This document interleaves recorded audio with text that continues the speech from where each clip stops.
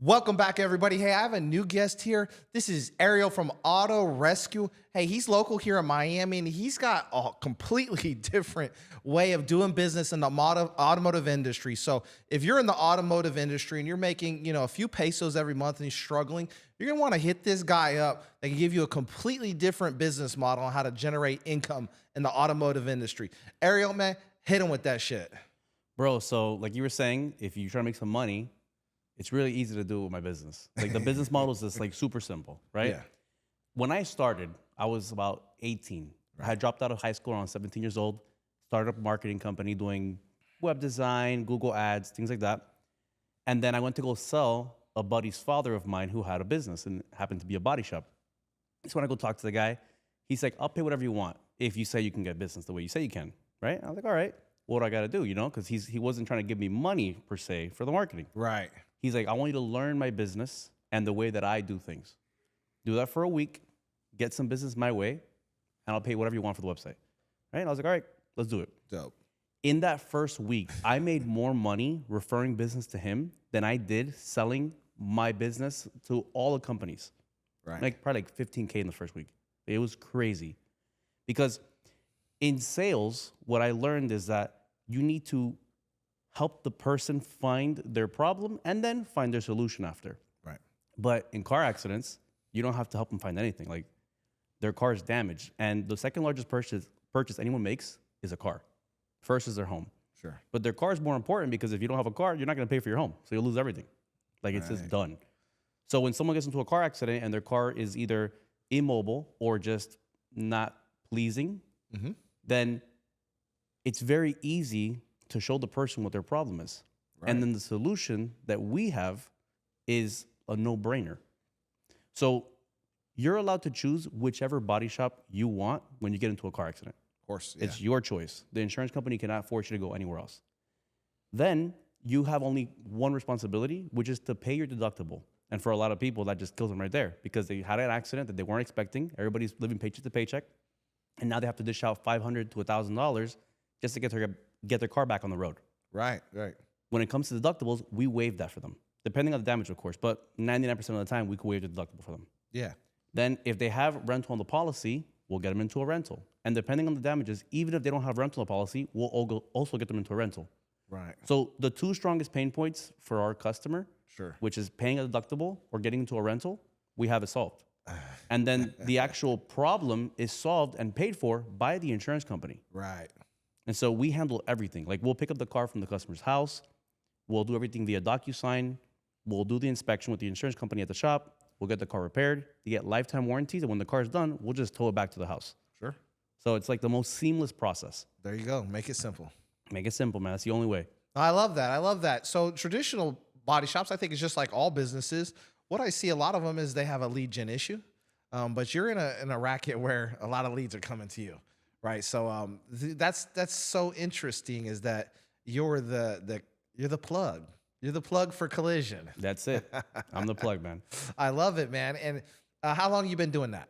About 9 years now. About 9 years. And in general, without getting too specific, kind of one of the numbers you're looking at.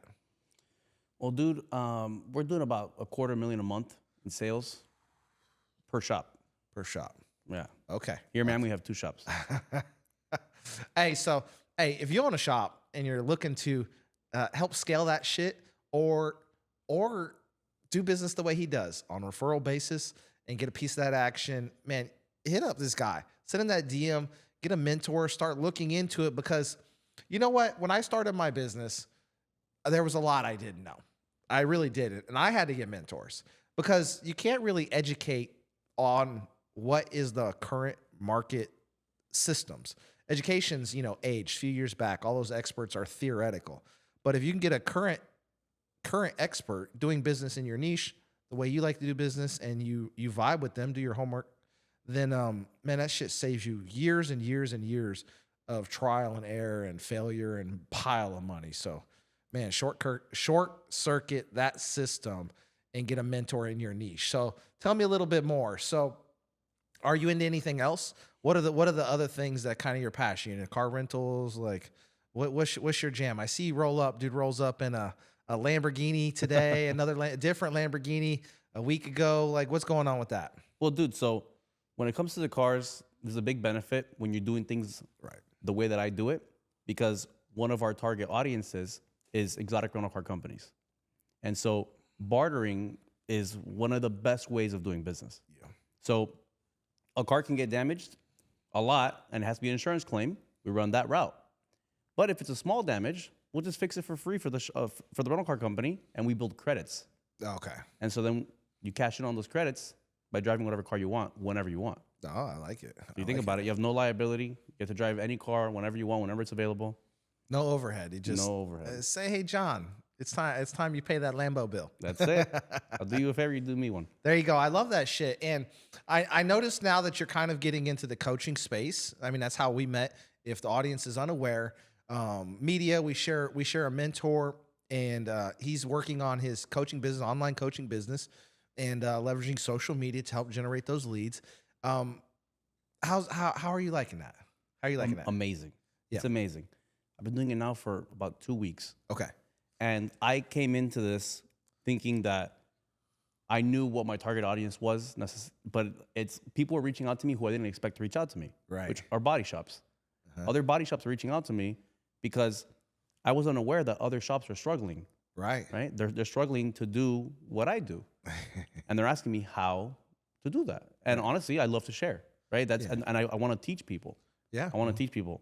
So for the body shops that have reached out to me, they've already made money, like within these 2 weeks, because the strategy that I have is just, it's like, how would I say this, bro? Guerrilla marketing. It's strong. It's straight to the point. Like, we just hammer it. So you get business immediately. Right. I'm not waiting around seeing if something's gonna happen. Like, I get that shit done, and bam, the cars are in. That's crazy. And that's it. That's crazy. I think if you're running a good service, like, I mean, I think that's something to pay attention to, is that I've noticed in your personality, and I've noticed in several other entrepreneurs, is that they're very aware of the environment that they live in. Most people go through the world and they're just oblivious. They just go through trying to survive 9 to 5, like keep the lights on in the house, like go out to dinner with their family from time to time, have that annual vacation if they can afford it. They're just not really aware of the environment they sit in. I don't even know another way to say it, but an entrepreneur like you, even when you started your business, I've noticed that you're very aware of opportunity. You see, hey, look, I had 8 people message me. 5 were body shops, or 6 or 7. And now you kind of notice, shit, these people are struggling. That's where the business is sitting, and the people that need a problem solved for them. So that's how all these, billionaires are made. They have a larger and larger problem they solve. Everything from Microsoft to Elon Musk, they're sort of solving problems. So if you're an entrepreneur, you have to stay aware of the environment you sit in, because the industry can shift. It could be a new kid on the block that's doing something completely different that you just weren't aware. And I think that's kind of you. Yeah, man, you got to evolve. You got to stay with the times. Things change. And if you stay with your old ways because you think that's best, because that's what worked for you in the past, then you're going to get left behind. Yeah, you're going to die. You're going to die. I had to evolve. Look, I got gray motherfucking hair on my face. Like, people like me don't typically evolve. And I saw this opportunity with the internet, and I keep kicking myself so hard at how late I was to that game, because I've just seen so many of my clients excel with the power of the internet. I mean, you have global reach, and you get to showcase your personality, your business, the way you help people, and it is literally unlimited. You have the whole United States, the whole North America to talk to, and that's kind of terrifying in a way. Is that when I grew up, there was no smartphones; they didn't exist. And you had a mom and pop store, and they marketed with, the newspaper, magazines, yellow pages. I don't even think you guys know what those are, right? Long before Google was even a thing, and search engines and Google Maps and stuff. So it's kind of crazy to see this evolution. And, I didn't see the opportunity in the internet. I used to make fun of those people. And what hit it for me was when I saw The Rock. The Rock started that tequila line, and then he sold it out in one post on Instagram, whole line. And now his entire net worth, 3/4 of it, I believe, or thereabouts, is wrapped up in the tequila line. He's like in line to be the next billionaire. And he leveraged the internet and the personal branding that he had built over his whole career to sell that product. And now he can sell shit. The Rock could sell insurance. He could sell anything, water. I mean, Jesus, he's like all these other entrepreneurs. So, that was one of the wisest decisions I ever made, is just commit to understanding the nature of online business. How are those leads coming in? How do we touch those people? How do we convert those over into a sell? And it's not just coaching. It could be a digital product. It could be a physical product, like a perfume or a beauty product. And I'm in love with the process. Yeah, completely. Man. I think personal branding is more important than building a business brand. Oh yeah, 100%. Yeah. Because you could have a business with a brand, then that business, maybe it's not a bad business, but the industry changes, so that business goes out of. Right. Yeah. Who are you? That's right. Yeah, you're never going away. Well, someday, but no time soon. With your personal brand, your business can change, right? Because the industry changes. Right. But you are still relevant, so you could open up any business. Right. And you can make it successful overnight. None of that's true. And some of the biggest physical brands have very captivating, CEOs. Apple had Steve Jobs. And, we knew who he was. We knew his name. We knew what his products were about. And they don't even fucking talk about the products. Elon Musk. I mean, Elon's, his own interesting person. And his brands are built off of his personality. SpaceX, Tesla, PayPal before that, the Boring Company, all the stuff that he's into those companies exist purely because of Elon's personality. And there's so many more companies like that. So I think if you're not kind of marrying the branding, the existing branding in with your personality and that personal branding style, I think you're just missing out on a massive opportunity. And that's how we've become so effective recently. Yeah. You said something really important there. Like we knew who Steve Jobs was, right? Right. We know Elon Musk. And that's why we do business with their businesses. That's right. 100%. I have a big thing. Relationships close deals, and relationships equal interactions over time. Sure. That is it. It is as simple as that. So when you have a personal brand, you can have a direct relationship with everybody online. Everybody. So and you know what? Wes told me this the other day, and I never thought about it like that. He's like, when have you ever had an opportunity to be in front of thousands of people giving your message? Never. Dude. People, we look at the internet and we'll look at our posting on Instagram and say, I only had 1,000 views. 1,000 people. You've barely been in any spaces that fit 1,000 people. It's bigger than any nightclub. Yeah. And, the only other place would be a stadium. And a stadium's usually only, 20, 40, 60,000. I got a video that has 2.1 million views. That's, Jesus, insane. like that's insane if you think about 15 stadiums or something. People watched my voice and they know who I am. And that's nuts to me. And that's the beauty and simplicity of the power of the internet and that personal branding is you just have to put yourself out there, turn the camera off your product, turn it on to you, and just let the world know who you are, what you stand for, and where's your business located. Every day, just beat them up. And you'll do more business, not less. Like the moment your Instagram just starts clicking, and you're going to hate how many messages you get. Dude, my body shop's, dude, I'm in Rhode Island, Chesapeake or something. Like, can you help me? Like, we're not going to make it. And you'll pick up the phone and next week they'll give you, we quadrupled our monthly income in 7 days. And you'll just feel like king of the world. And that'll be the best feeling ever. I think you're just starting to see it now where that's kind of clicking and you could be the difference maker in this niche where they go from making no money to making serious money and changing lives. And that's kind of crazy to think about, but it's so fulfilling to just help another person that's struggling in a way that you're not right now. Yeah, man. Look, I have another saying. I'm big on sayings. That's good. People can't buy what they can't see, and people can't see what's not shown. Right. So you need to put yourself out there, man. You could throw the craziest party in your house. You could have the craziest celebrity there, but if you don't tell anybody about it, no one's gonna knock on your door. Facts. Not one person, dude. Facts. Not one person. Yeah, no. I saw a thing, and I didn't want to do sales, and I was always good at sales, but it's your 100 handshakes away. I think it was 100 or 200 handshakes away from a millionaire. And you don't know which one of those people is going to be an advocate of what you do if you just don't say anything. If you watched all those people go by on the street, you haven't built one relationship. You don't know their name. You don't know who they are or what they do.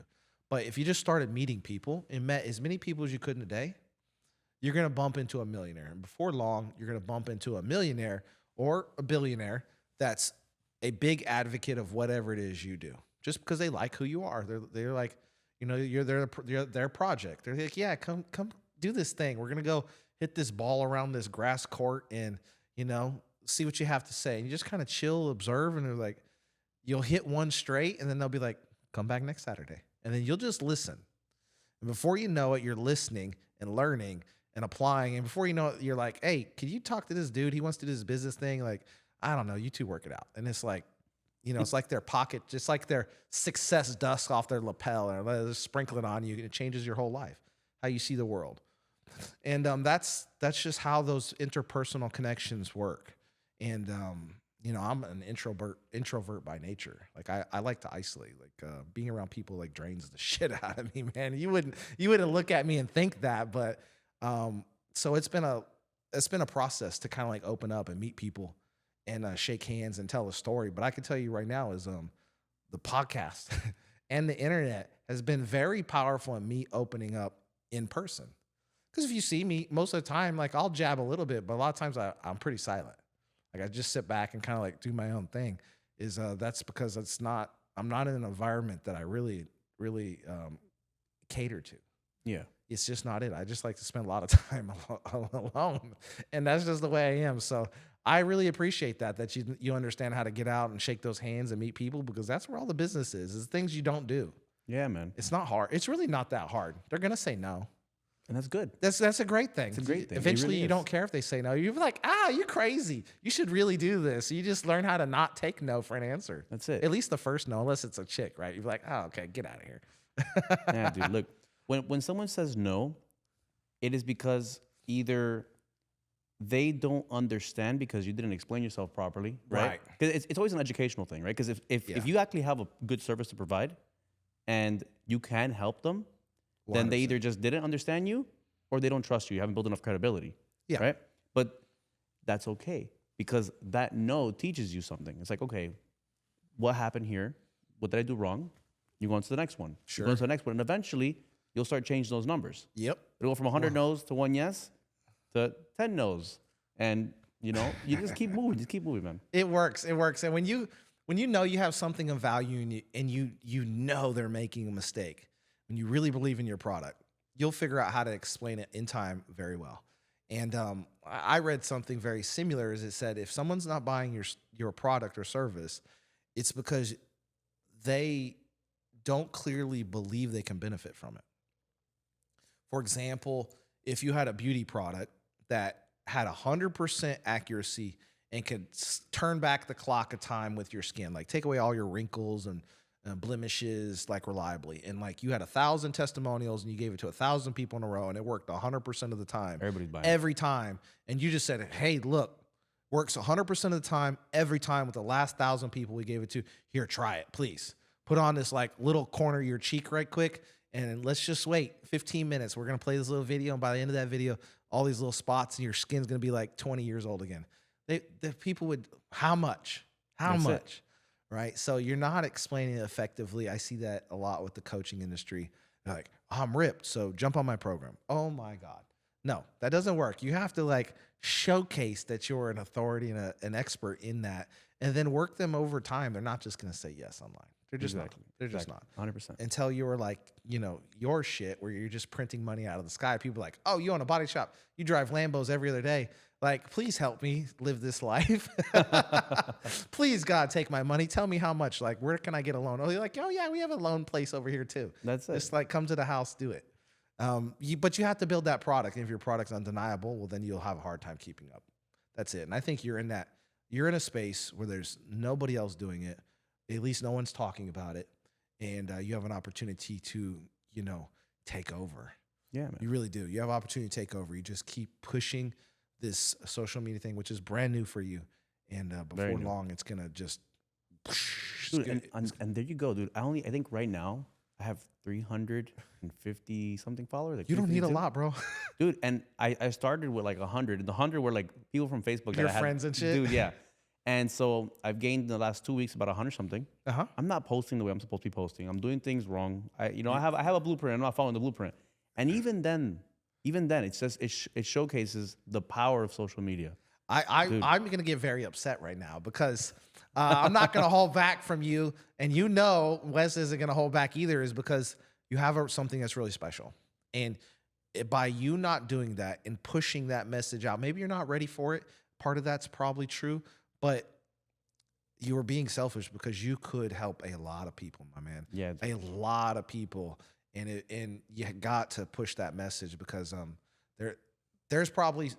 I want you to look at the problem like this. It's not about the money you can make. It's about the money you can make them. And right now, there's plenty of families in the automotive industry that might be having a really hard time keeping the lights on in their house.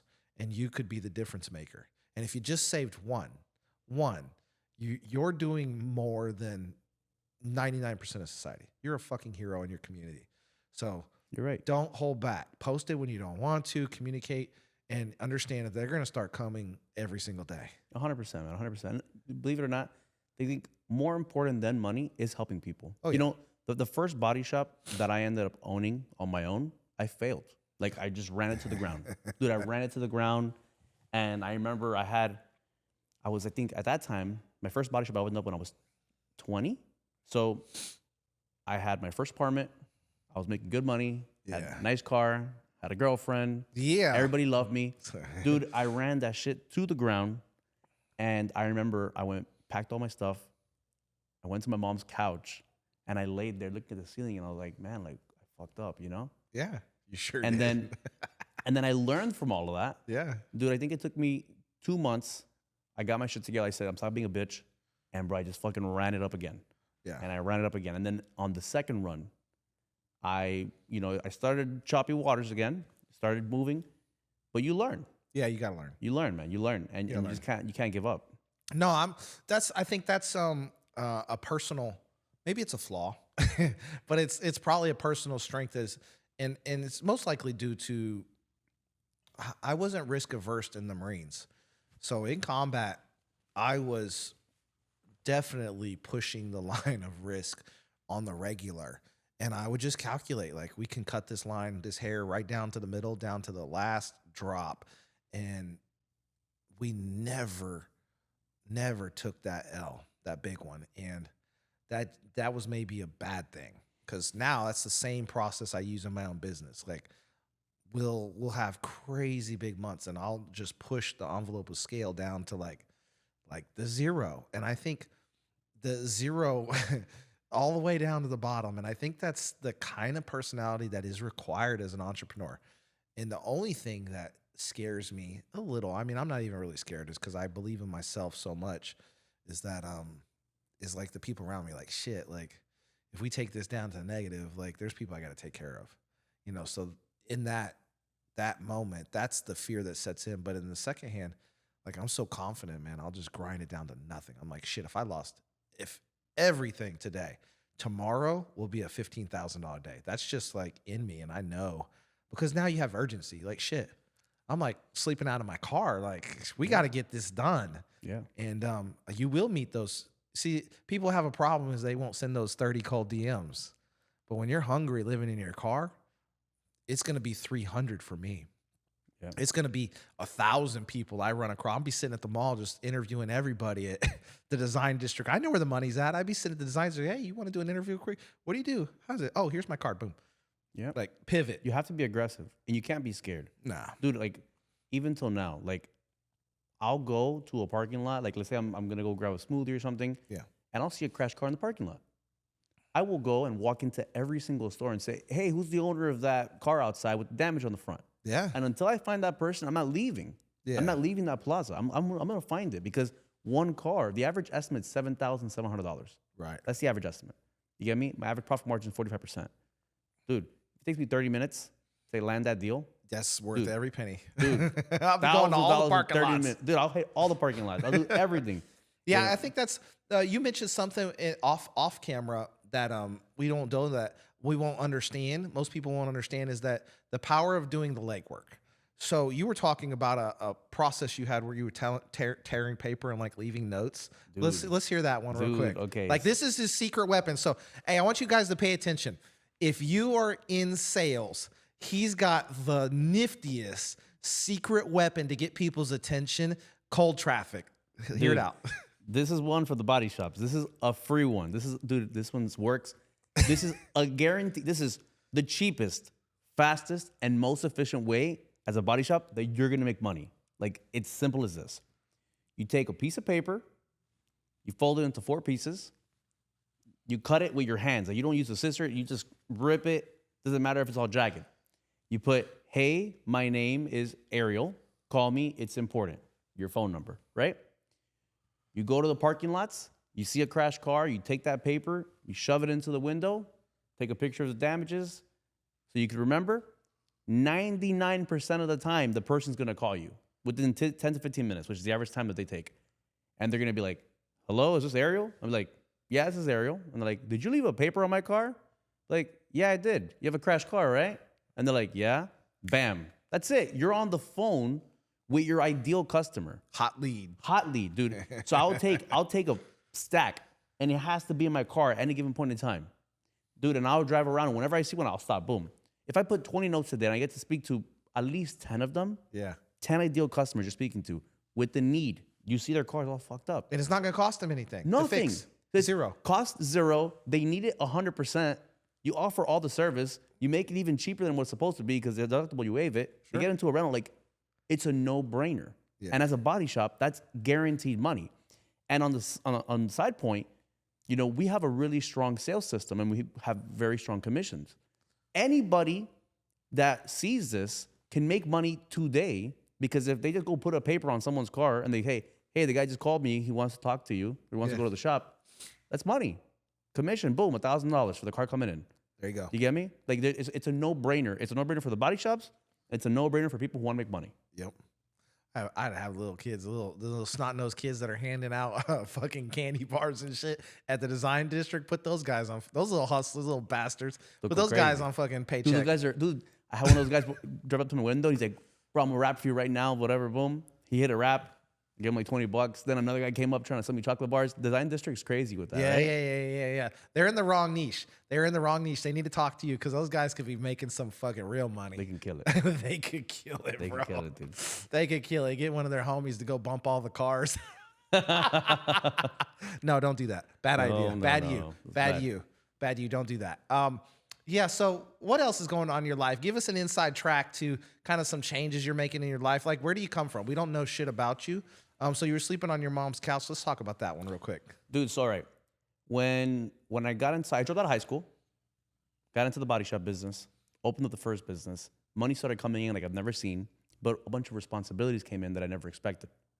And I developed anxiety and panic attack disorder, right? Specifically, it's called agoraphobia, where I would have anxiety pending another panic attack. And that was actually one of the things that made me lose the business because I was a big risk taker. Sure. I still am now, but at the time I didn't have the experience to deal with the responsibilities and problems that came from risks. Sure. And one of the things that started happening to me was that I started developing this anxiety of a pending panic attack, and it would get agitated from problems because problems are inevitable. No matter how good of a business you have, problems happen. And these problems, when they would present themselves to me, I would start getting the anxiety, and so I would do whatever I had to do to get out of the problem. And sometimes that means losing money. That means paying things I shouldn't have paid for just to get the problem out of my way. Yeah. In an inefficient way. And I had to learn how to solve that problem with the panic attack. Because after I lost the business, the anxiety was still there. The panic attack was still there. And I remember my 20 to 21 was for a blur for me because I just couldn't function properly, right? Okay. And when I opened up the second business, I was dealing with that, which is why there was choppy waters to begin with. Uh-huh. And what I learned is that you cannot be afraid of something that you don't have control over. Right. So my anxiety was based on health. I thought I was gonna have a heart attack. I thought I couldn't breathe. I thought I was gonna have a stroke. Like, I was just freaking out all the time, right? I can't control it, man. And you know what my psychologist told me? He's like, are you a doctor? I said, no. He's like, then shut the fuck up. You know what the fuck you're talking about. People have heart attacks, bang, they're done. Yeah, exactly. Right? That's true. Like, you don't feel nothing. What are you going to do about it? Like, I would run around in circles. I would try to drink water. I would go for long walks, do everything but what I was supposed to be doing, which was just work. Oh, I have a panic attack? Too bad. Keep working. Yeah. You know what I mean? Problem arises? Too bad. Deal with it. I love it. You know? I love it. We got through that, man, and we came out on top. I see you came out on top, and you're going through this journey in life now. How old are you? 28. 28. So going through this journey in life, 28, you're making some personal changes. Let's go down that path of personal development. So what are some of the recent changes? And maybe talk about some of the things that were driving you down that negative path, if you will. For me personally, it was like alcohol, those kinds of things. They were kind of limiting me from operating at a higher level and reaching my maximum potential. So kind of walk me through kind of what was the driving factor of you getting into kind of making some changes in your adult life? Well, one of the things I realized was, aside from how hard I worked, I would procrastinate a lot. Ooh. Right? But my procrastination was based on doing work. So I would do a lot of work, but I would avoid the more important work. It was the weirdest thing. And it would hold me back a lot. Even till now, I'm still dealing with that. Right. Where I would have this one task, which is relatively easy. So then, because I don't want to do it, I'll do something a little bit more difficult. And then I'll justify and say, well, I've been really busy, man. I've been doing a lot of stuff. Like I've been killing it. But I'm not doing the most simple thing. Yeah, you gotta close those. And so, man, like a good example is going to the gym. Oh yeah. Right? Yeah. Going to the gym is something that, dude, it takes hour and a half. Yeah. Right? But instead of going to the gym, I'll do a bunch of paperwork. I'll be like, man, I just don't have time to go to the gym. I gotta get all this paperwork done. Yeah. But if I just wake up a little bit earlier tomorrow, I can get it done. Sure. And I can still go to the gym and I'll benefit. I'll get both things done. You know? Oh, I love so this. I'm dealing with that. Going to the gym is changed my life, dude. In the last 2 weeks, it's really been that I've been going. Sure. 2-3 weeks. And man, I just feel completely different. The feeling's the thing that I think most people don't understand that don't go to the gym. Is the kind of the endorphins, the euphoria, the mood change, the positive mood change by just moving your body a little bit and doing something that's slightly difficult is massively beneficial. At least for me, like stress, I don't really have anxiety, but everybody has stress. And to me, that's that mental reset is the gym. And sometimes if I'm going through it, I'll go 2 times a day. And I can tell you right now, that is gold for your balance. Like if you have anxiety, depression, any of that shit between the ears, the physical fitness could help you immensely, most likely. Yeah, man. Yeah. Yeah, that's good. The other thing that I'm working on too is the alcohol. Now, I've never had like a strong alcohol problem. This is social. You don't go out and drink. But it messes you up for the next day. It does, yeah, especially you get older. Dude, I'll wake up drowsy, and so then I'll just go back to sleep, you know? So it really kills your production. Yeah, it just takes you out. Yeah, no, I agree. Like that was for me, and it gets worse. It doesn't get better, bro. Just gotta tell you is I got to the point where I just didn't feel well. I have just massive combat exposure and chemicals, and who knows what's in my fucking veins right now. But at the end of the day, alcohol, it used to not be that way, but once at a more mature level, it was hard. It was hard to recover. My recovery was noticeably slower. I wouldn't be hungover, but I just wouldn't feel right for several days. Just off. You almost feel sick, but not sick. And I just reached a point where I knew it needed to go. And once I locked in with a coach, I already knew I didn't need to do it. And I stopped drinking, and I didn't even want it again. I haven't had one single drop, a sip, a taste in 2.5 years. And I don't really miss it because I feel so much better. I feel great. And it is life changing. Like if that's the only thing I would say. One of the many things I would say, because I never shut up. But if I could give anybody advice as they age and mature, learn how to not fit in and not drink alcohol. Like learn how to just be you, be happy, and drop alcohol and drugs, and see how much better you feel for 6 weeks. Like it was night and day for me. I feel like I'm 20. That's what I'm struggling with, funny enough. Not that I'm socially swayed, right? But you want to fit in. You want to have a good time. Everybody's drinking. You see everybody laughing around. You see everybody having a good time. You're like, you know what? One drink, Yep. it's not a big deal. It's not. But then when everybody's gone and when everybody's done having fun, you have to deal with then that drowsiness and those problems. You feel bloated, you feel tired, it just changes, it just fucks everything up for you. You do, and here's how I did it. Is I prioritize myself over them, and I just said I'm not gonna do it, and I don't care how much fun you are, how much you want me to do it. I don't want to do it, and you'll get the same responses that everybody gets. Is kind of sneak it in, like, don't be a party pooper. It's just one. You've earned it. Like they're just kind of justify you to like loosen up. And I just learned how to have fun. I mean, I'm the sober guy, so I don't have to worry about DUIs or anything alcohol related. I have clear mind while they're being goofy. Like it's all those things, and you just get to sit back and observe your friends. And eventually, I just got new friends. That was it. I just didn't do those things. I didn't value those behaviors anymore, and my life kind of moved on. And the good part is that if you're a leader or the head of the family, your tribe will fit in with you. So if you set the tone, you don't have to tell them don't drink, but eventually they just kind of stop because they see the change in you, and then they want to feel that way too. Like, why don't you drink anymore? It's like, oh, I feel amazing.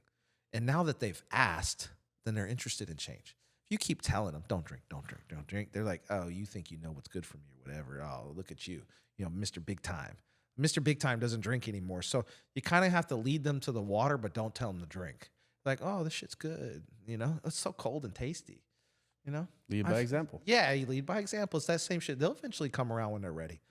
And, some of the people you might not be able to be around because you can see where their life is going. They're kind of like stuck in that loop of party, good times, just being satisfied with where they're at. And your life doesn't really seem like that's where it's going.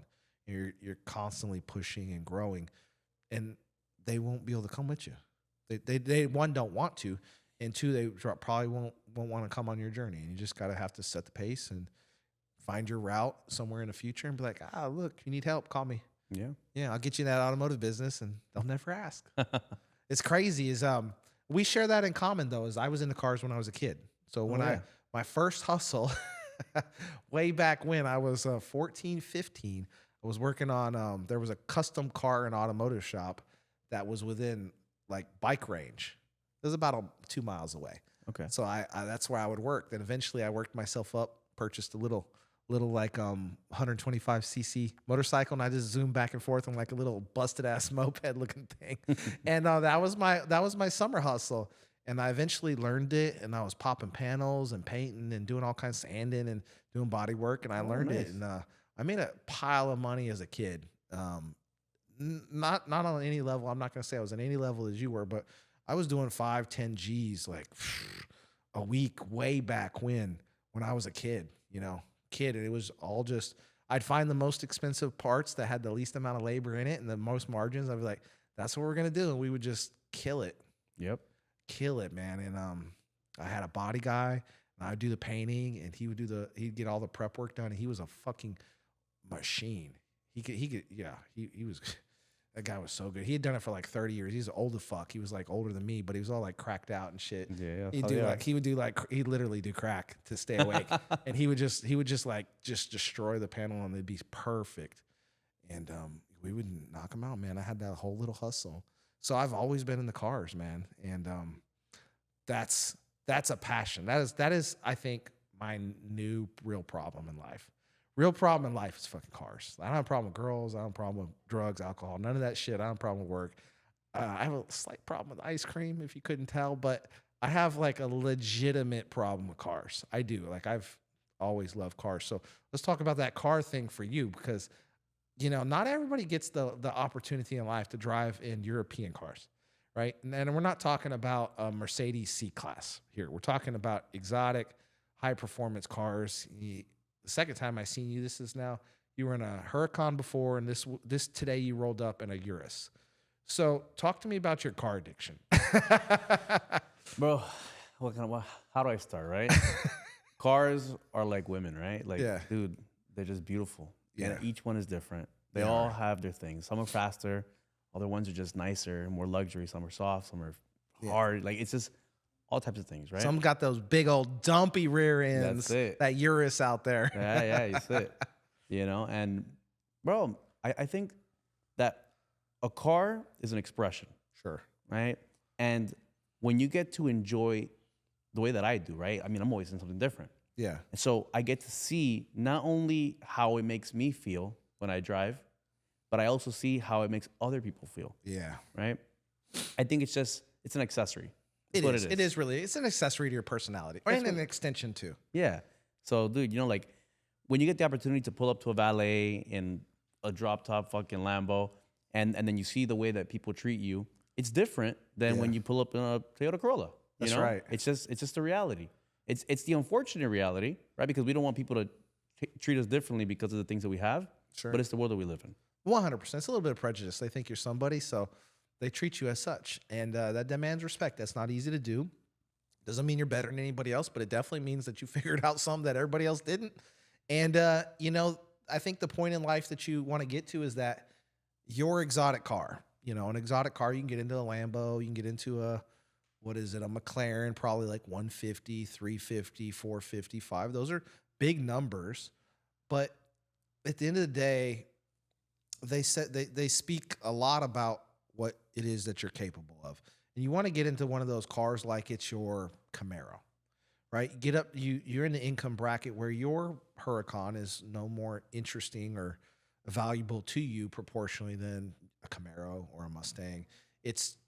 That's it. And I think that's the goal here. It's not that you can spend your last penny and get into a Huracan and not afford the insurance, not afford the gas, and keep your lights on in your little shitty condo.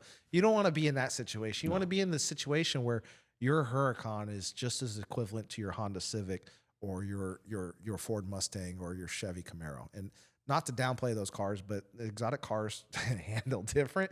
They drive different, and they set a statement here in Miami. You're a brokey if you drive a Huracan.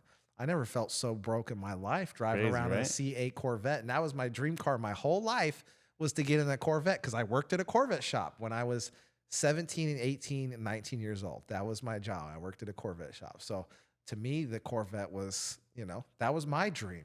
And that was my dad's dream. So I achieved it. But now when I hear that Aventador go by, that SVJ go by, that shit, I could tell you right now, haunts my soul. It messes me up in a way. Blocks away, dude. And that's my personality. I'm loud and I'm obnoxious, and you're gonna have to hear me. And that's where I'm at. That's the direction I'm going. So we're getting those Aventador biceps and triceps going, and we're getting our Aventador cash going, and that's the direction. I want to rattle brickle walls when I drive by, and that's a new dream. That's a new dream, and we will get there. We will get there. I'm not worried about it. Yeah. Only a matter of time. So what's your level up car that's like, oh boy, like that's your Holly Berry of cars? Like where's that sitting? Your Sofia Vergara of cars? I'm trying to figure it out. That's why I'm driving I'm like testing all the cars, right? I'm looking at the SF90. That's a beautiful car. And they're coming down fast. Yeah. So I'm looking at that one, looking at the Revuelto, right? The Aventador replacement. Okay. Right? Yep. Looking at that. I'm trying to figure out what those are the two main ones right there.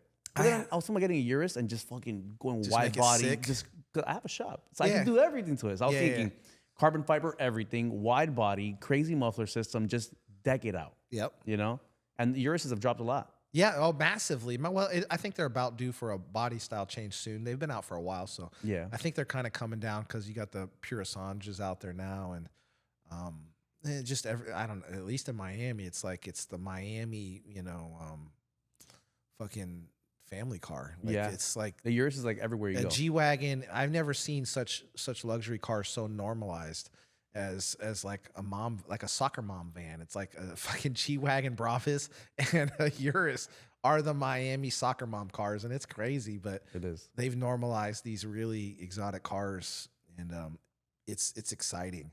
Yeah, no, those are beautiful cars, man. You're just gonna have to figure it out, or just do both. Why not, right? you know, you're there. I mean, when you don't drive it, you get bored. That's what I see with all these guys. They get them, and then they go back to what they love. Yeah. You know, they'll get like 8, 9, 10 of these cars, and then they just eventually figure out what it is they really love. Like, I don't really like all the McLarens. Like, it's a death trap. It's too sports car.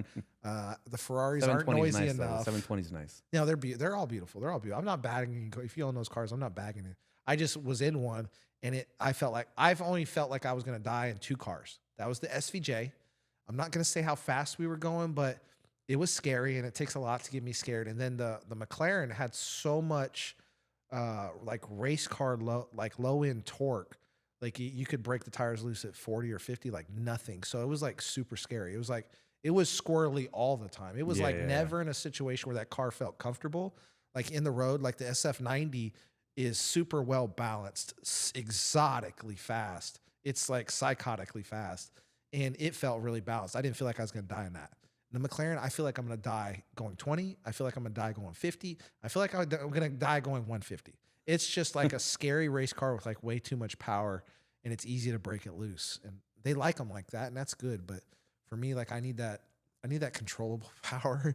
Like that doesn't feel like I'm gonna fly off the road when I'm doing 30. Yeah, because for it's sure. got like sick power, and that's the SF90 is I think my favorite one as Yeah. far as drivers go with the hybrid system and the just the way Ferrari does it. Yeah, Mhm. yeah, that one's like, yeah, you won't need Cialis if you drive one of those. No, you'll be good. Yeah, it'd be good, man. And then if you were gonna get an SUV, what would that look like for you? Probably Cullinan. Cullinan? Pretty stock, you know. Yeah. Like they're just good, stable cars for the most part. But I might not get anything soon because I'm actually getting rid of the shops I have right now. Okay. I'm getting rid of the Cut and shops. scope. Yeah. So one of the things that I'm changing in the business is I'm creating this network of body shops across the U.S. Uh-huh. Okay. So I do business with 3 types of services. They have the auto body, Mm-hmm. and we've expanded into attorney representation and medical treatment. Sure. So when it comes to the attorney and medical, it's been purely referral based because I'm not an attorney and I'm not a doctor. Right. And it has been very lucrative, and it has a massive growth potential, right? It's fully scalable. Mm-hmm. Whereas with the body shop on my end, I've already learned how to maximize sales. I learned how to get I can max out any body shop. I'll get them full to the rim. Yeah. And so I'm like, all right, well, I can keep opening more shops. But going back to helping people, why would I try to do this all on my own? It would just stunt my growth. And honestly, it's just not worth it. Yeah. So I said, why don't I just partner with body shops that already exist, that do good work, and that want to get busy? Yeah. 100%. So getting rid of the current shops I have and making relationships with good shops across the U.S. So now we're looking to go into the Tampa market right now. I have to head there actually before the end of February. I'm looking for a shop. So if you're a shop in Tampa, let me know. I'll pass by before the end of February. It has to be done. Because we also do work for attorneys. So aside from referring business for attorneys, now we're doing something called property damage management, which is where we manage the claim for the law firms.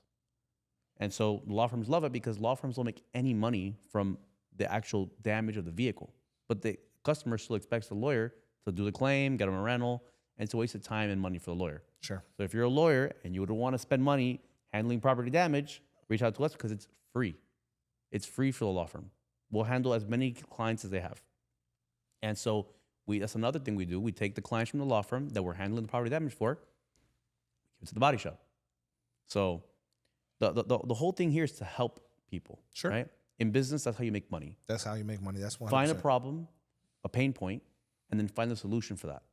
And if you can connect multiple different people together so that help everybody, it's a win-win-win across the board. Yeah, you're formulating a massive network of referrals. That's it. That's what Auto Rescue is. You guys want to screenshot his face. You're going to want to screenshot his face here because you're going to see him in the future doing some crazy shit. You'd be like, I remember that guy when he only had 2 shops. That's what you're going to say. He only had 2 body shops, right? You're going to say that. And then you're going to look back and you'll be like, holy shit, that's a 300-foot yacht he's on. And you're going to understand why. He's solving bigger and bigger problems for more and more people and reducing his risk to where he's just handling movements of connectivity back and forth. And the framework for that is going to be his. And that's where he's going to explode. So I'm a big fan of that. I'm excited for you. And It's fun. Yeah, I believe in that because I see the opportunity and I'm pretty good at calling wins. Well, once someone else has figured them out, I can call. I can be like, oh yeah, that's huge. That's huge. Like, don't come over here and say like you want to create a chocolate bar. I'd be like, this is gonna be a motherfucker, right? But this thing right here, I don't really think it's gonna be a motherfucker.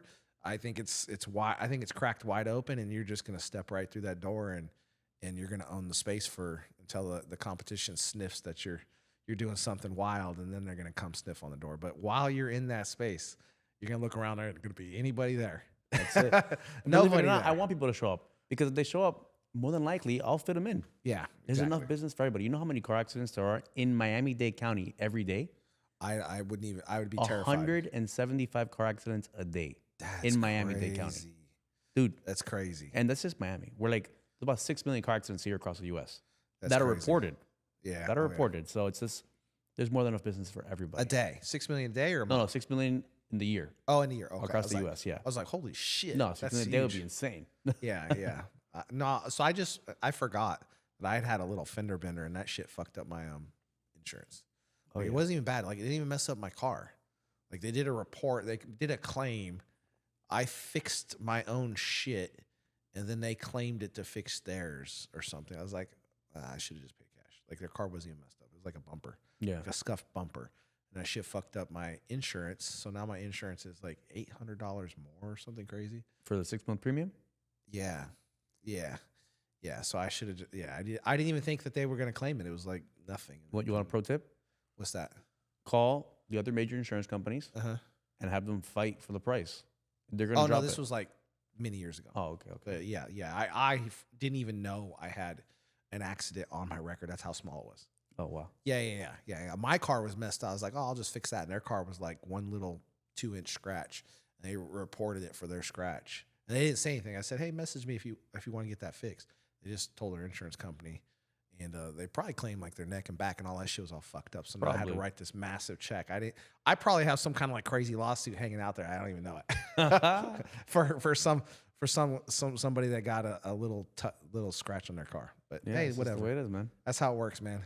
No, that's super dope, man. So this network thing, that's your big baby. That's the That's big baby. that's the big baby. That's the big move. Because it's going to help everybody. Yeah. Right?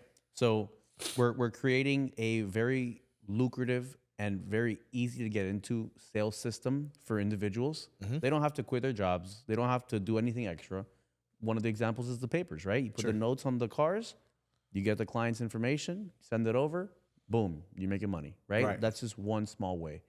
The other thing is that we're making an incentivized system for bringing other people in. So let's say you have a buddy of yours that also wants to make some extra cash, bring them in, kind of like a small MLM structure, right? Sure. But there's no buy-in, so we're not scamming people, right? Right. It's just like either you put in the work and make the money or you don't, Yeah. you know? Helping the law firms, helping the body shops.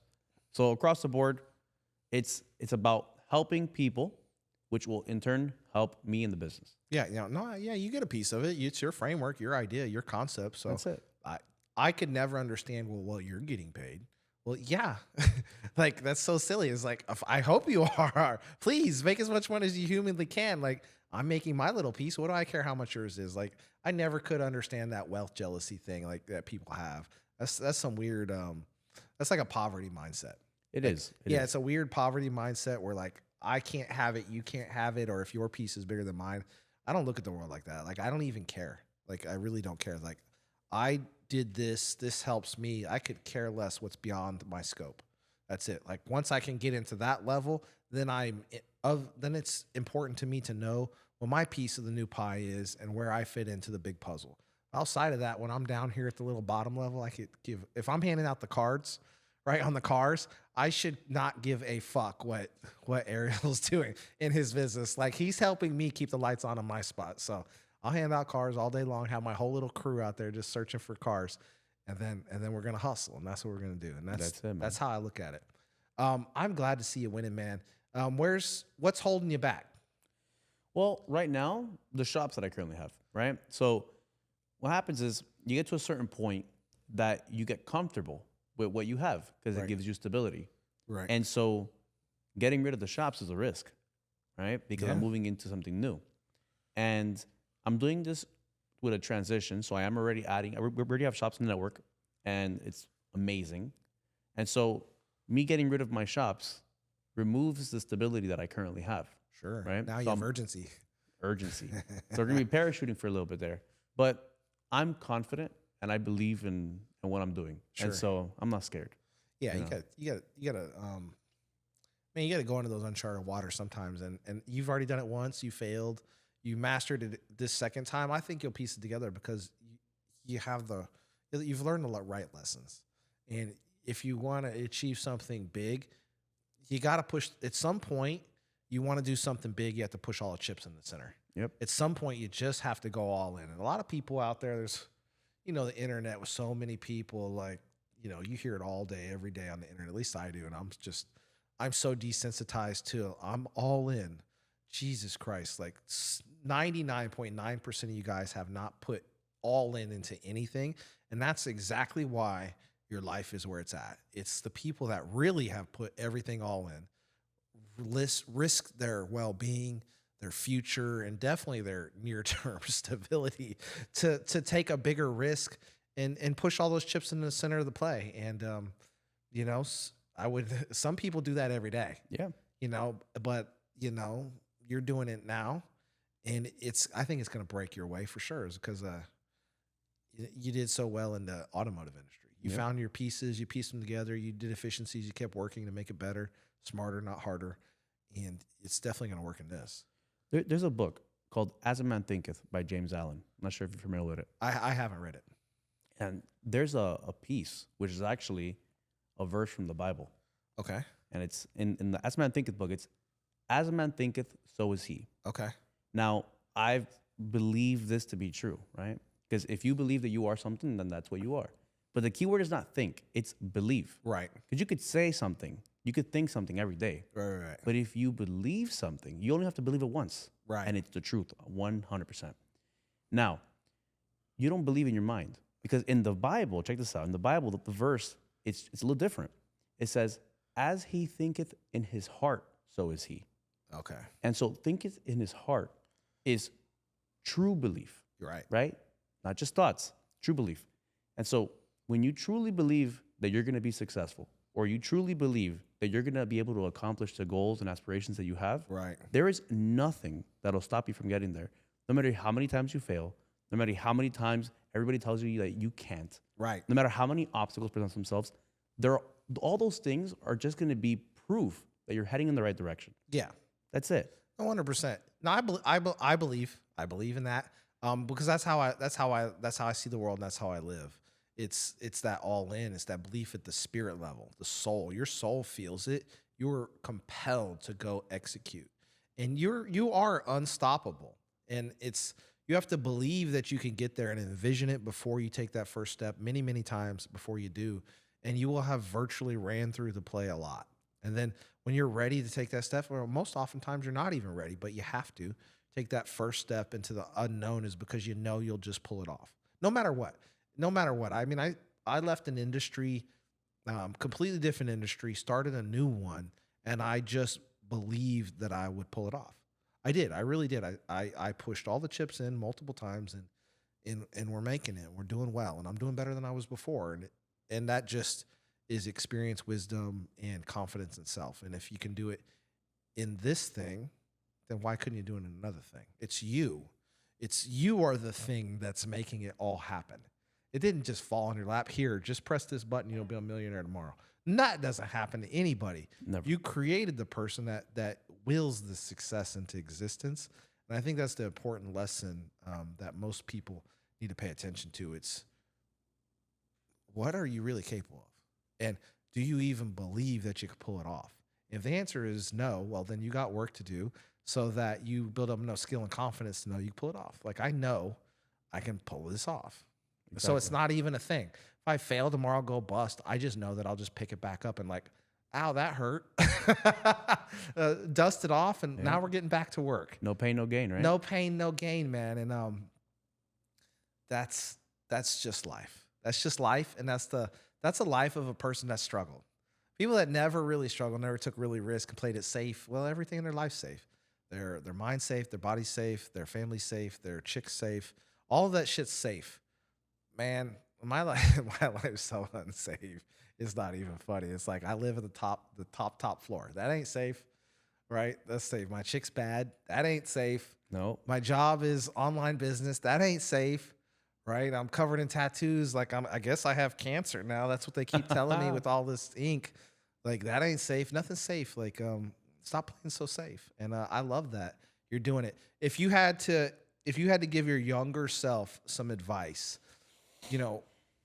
what would you tell your younger self? You had a time machine, you just go back and whisper in your ear. What would that little nugget be that you drop on yourself? That's a good question. It is a good question. That's a Good stumper, question, bro. man. That's a good question. What would you prevent, or would you just let you go down this path because you get to be this guy? You know, I had a dream about this. This was many years ago. All great stories start like this. I hope I wasn't in it, bro. Oh, man. We're gonna have to talk about this later. So I had a dream that I visited the home where I was raised. So I come from very humble beginnings. And my mother, single mother, she did an amazing job. And it was just her and I. That's it. And in my dream, I visit that home. I see myself sitting, doing research. I was always learning stuff. Yeah. And I was so compelled to want to go talk to myself. And I remember looking at myself and realizing I need to go through all the things that are going to happen so that I could become the man that I am today. Right. So the answer is I wouldn't say anything. That's a perfect answer. I wouldn't go back and change one thing. I've been through some of the darkest, hardest times, and I couldn't be this guy standing here today. I wish I would. Hindsight's 20/20. I wish I would have gone back, made some different decisions, worked a little harder, a little smarter, opened my mind a little bit to opportunity. We all do that, but I wouldn't change who I am today because I'm really proud of the guy I am today, and there's really nothing I don't think I can't handle.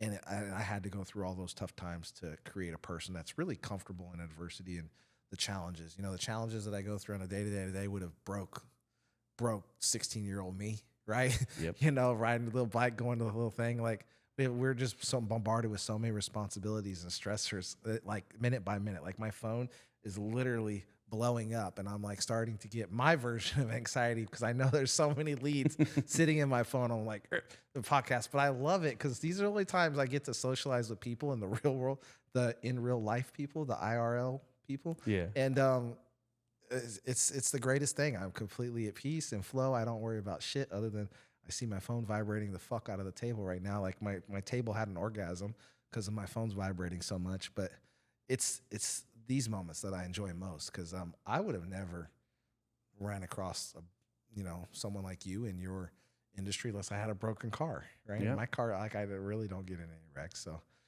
it's this huge opportunity to like open my mind. Like, oh, body shops. Oh shit. Networking, like, oh, he's creating a network and basically like a giant affiliate hive, and like, oh, that's so cool. It is so cool. Yeah. I was like, Ariel's gonna be on that big ass fucking yacht. He's gonna roll up next to motherfucker and be like, what, fool? This is my yacht. What's that little cutter doing over that little 100-foot piece of shit? Get it out of my way. Move, bitch. That's it. That's the shit I love, man. And that's so good. How you want to close us, Ariel? We're at the end of our time here. I could talk all day with you. You're a cool ass dude. Likewise, bro. Drop it on them. Give him that heat, man. Give him some advice. That's yours right there. Talk to those people that need you. The only advice that I can give you, I'm not sure where you are in life, if you're just starting out or if you're where I'm at or you're ahead. The only advice I can give you is don't stop moving. Like, don't stand still.